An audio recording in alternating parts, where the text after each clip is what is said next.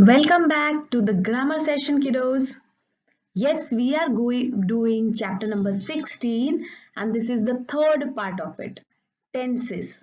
Again, we will revise in short what are tenses, what we studied and move forward with another topics. So let's start.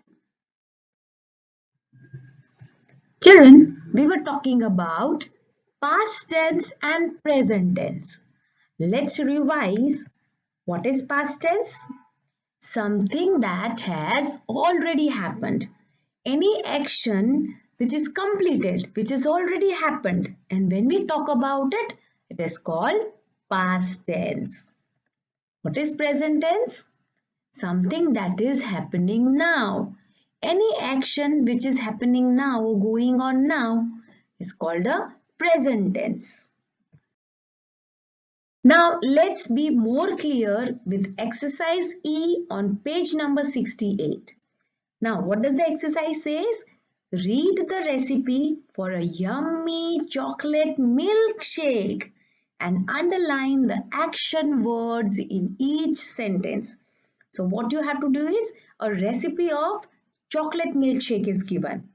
You have to underline all the action words which are also called verbs. Now children, I have given only 3 sentences from the exercise. Others you have to try to solve by yourself. Let's see the first one. Pour the milk into the bowl. Now what is an action here? What action is happening? Pour. So you're going to underline pour. Number 2. Add chocolate syrup to it. So what are you doing? What is an action happening here? Add. We are adding something. We are adding the chocolate syrup. Number 3. Mix it well in a mixture. What is an action word? Mix. Now, in that exercise, below you have instruction written. Write the underlined words in the blanks given below. So now what are these words? Pour, add, mix. Whatever words you will underline, you have to write down in the blanks given below, before the number given. Now children, same exercise but on page number 69. What you have to do is, now imagine that you have tried this recipe at home.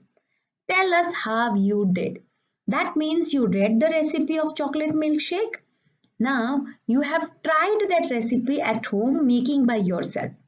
Alright. So now you have to tell how you did it. So let's see the exercise.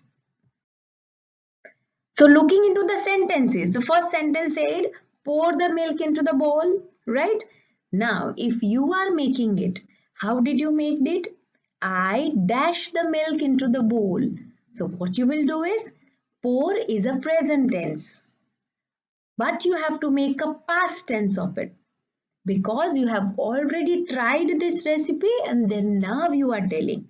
So what will happen? What do we do to make a present tense verb into a past tense? We add ed to it. So I poured the milk into a bowl. When I started making a milkshake, first thing I poured the milk. Then what I did is I dashed chocolate syrup to it. What did I do? I added. Before we underlined only add. That time the present tense was going on. But when I made chocolate milkshake, I added chocolate syrup to it. So I made a past tense of the verb. I dash it well in the mixture. I mixed it well in the mixture. Same way you're going to continue and complete all the sentences in the exercise. Again children, the same exercise continues, but what you have to do now is write down the words that you have underlined as present tense. So there is a box given of present tense. All the words which we have underlined, the verbs, that we have to write under the column of present tense. Words that you wrote in blanks. Now, wherever we did fill in the blanks, where we made the past tense of the words, will be written as past tense. So there is a box of past tense given. We will write whatever words we have filled up in the fill in the blanks, we will write under past tense. Let's see how to do this. So first you underlined pour. Pour you will write under present tense. And what is the past tense of pour? Poured, which you wrote in the blank. Same way, add, added.